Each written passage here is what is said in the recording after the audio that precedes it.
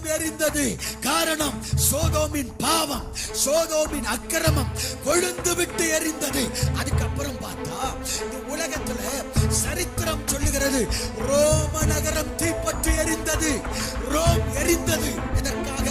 Rome தேசத்திலே நீரோ என்கிற மன்னன் கிறிஸ்தவர்களை, தேவ பிள்ளைகளை கொடுமைப்படுத்தி கொன்றான், சபைகளை பாழாக்கினான், கொன்று குவித்தான்.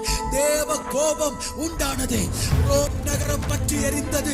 எப்படி எரிந்ததுனே இதுவரைக்கும் ஆதாரம் இல்லை. நகரமே எரிந்தது.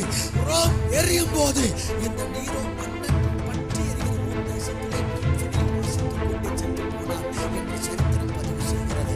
அல்லேலூயா. ஆதி நாட்களில் சோதோம் எரிந்தது. வரலாற்று சுவடுகளில் ரோம் எரிந்தது.